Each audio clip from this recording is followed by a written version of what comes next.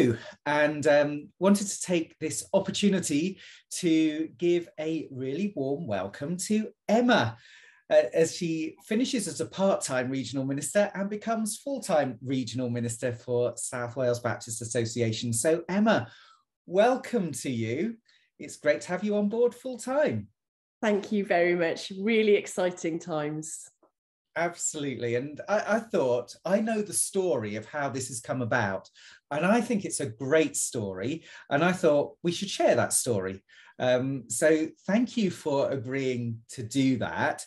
And I guess the story in one sense starts back in 2019 when you first applied to become a regional minister and you were offered a job full-time then. Is that right? Yeah. So it all starts back in May 2019 when interviews were being launched.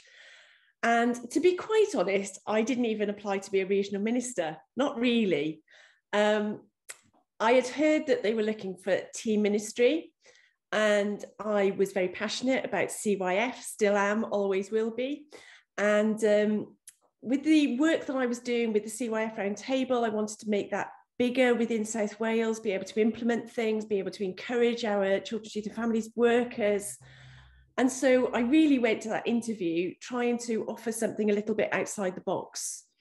And I went to that interview and asked if maybe they would consider a 1 day a week position where I could focus on CYF and it could be incorporated into a regional role, but almost as a 1 day a week opportunity. Following that interview, I was challenged as to would I not consider maybe going full-time, and I was very adamant and said no. The reason being I really was called to Richmond Road and still was called to Richmond Road, and after quite some negotiating, I agreed to part-time, so half-time. And so I went half-time with Richmond Road and took up the half-time position as regional minister. And so the upshot of that was we had a new team with myself, Hayley and you, which was great. And we really enjoyed working together during that time. And then Hayley announces that she's leaving and moving on. And that's all working out really well. And we're really pleased for her in that. At that moment, did you start thinking, oh, maybe I should go full-time? No, I didn't. I was quite content in terms of being part-time regional minister and part-time at Richmond Road. We were in pandemic. I couldn't really see a way of leaving Richmond Road at all. But I was in conversation. Well, I say I was in conversation. I was doing some things at the college, and a couple of people challenged me and sort of said, aren't you going to go full-time now? To which I came out with the same answer as I'd come out with in 2019 and said, no, I'm still called to Richmond Road Baptist Church. And to some extent, that was still true, because Richmond Road, as many will know, is my home church. It's the church I grew up in. And when I became minister of Richmond Road 11 years ago, I must have put in every barrier to God to actually accept that call. It had to be of God, it had to be right. And so I will always have a huge part of me that is affiliated to Richmond Road Baptist Church and the fellowship there. But somehow, in answering in the same way, with the same words that I'd used in 2019, something within me didn't ring true anymore. It wasn't I didn't love Richmond Road anymore or any less, but something was giving me an unsettled spirit. And I'd been challenged many years before about another position where somebody had turned around to me and said, you haven't even discussed it with God yet. And I felt that was ringing true again this time. It was like, you're making this decision. You haven't prayed about this. You've just said, no, I'm still called. And so a process, a period, I suppose, of questioning, asking God what he wanted, I suppose because my spirit now was unsettled, and therefore when you're in that position you have to engage with that. So I did that, and I did that partly by talking with people, a lot by praying, and eventually I went off walking. That's often my go-to point when I've got to make big decisions or feel at peace about something. And I started on a walk, and at the outset of the walk, spent some time in prayer. And I gave God two things, really. One, which was, if this was as a hymn, by the time I finished my walk, I needed to be at peace that going full-time regionally was what he wanted for me. And if it wasn't, then he needed to very clearly make me have a very unsettled spirit still, that this wasn't the right decision. And secondly, I'm not sure if I was supposed to do this, but I did. Sort of said, if he really wanted me to finish at Richmond Road, then we needed to have a positive experience of a minister finishing. And we needed to have a positive experience of God was very much in control and God was at work. And in my mind's eye, if that could look like dedications, baptisms, new church members, then that would be amazing. And so the story goes on, so that we talked about it at trustees with this, as you felt God was saying something, and we came to the point where we felt, yes, it was right to offer you the full-time position.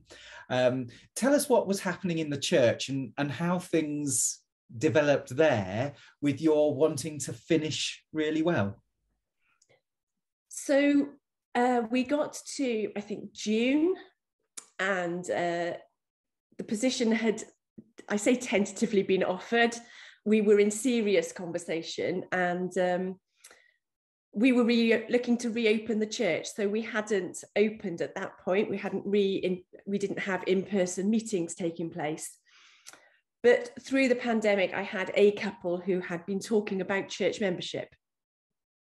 And I got in touch with them and sort of said, where are you at with all of this? And they said, we really do want to come into church membership. And I had a bit of a conflict of integrity and thought, actually, I can't start preparing this service with them if they don't know that I'm going. I really hoped and prayed that they were coming into membership because they wanted to come into membership of the church and the ethos of the church and everything that goes with that.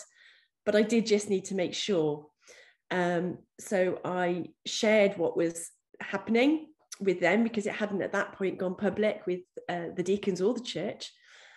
And they came back with, no, we want to be part of the church. And I thought, this is God, which is great. So the second week we were back in the building, they came into membership, which was brilliant. By this time, the church had been informed that I was finishing. My notice had been formally accepted.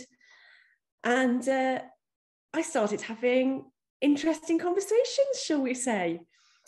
Somebody who I'd been praying for came forward and said, actually, I would like to get baptized and come into membership. I know we talked about it a while ago, but I want to do that, and I want to do it now. And their theology was in the right place, their attitude was in the right place. And again, this was of God. So my sort of wish list, if you like, now had come into being. You know, it had been fulfilled. I'd had two people come into membership, one person who wanted to get baptized and come into membership, and it was great.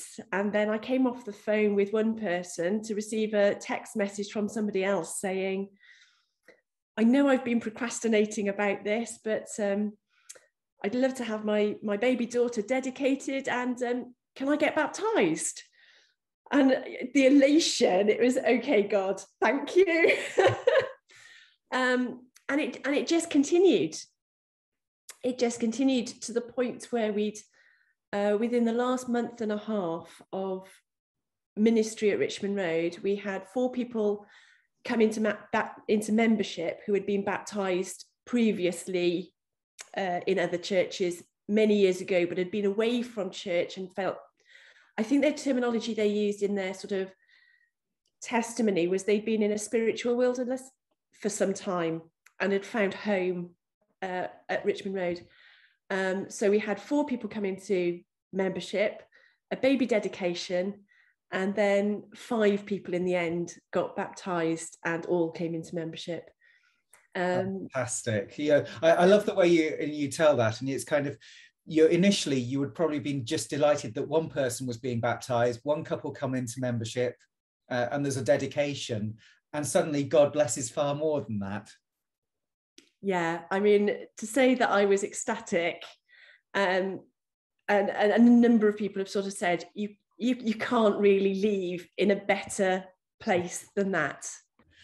Fantastic. And so that really for you helps to confirm what God has been saying to you as you come into this role. And just to say once again, thank you for sharing your story. It's so encouraging, really exciting to hear what's happened at Richmond Road. But we're so delighted to welcome you, although you've already been part of the team, but to welcome you as a full-time regional minister now. Thank you. And as I said at the very beginning, exciting times.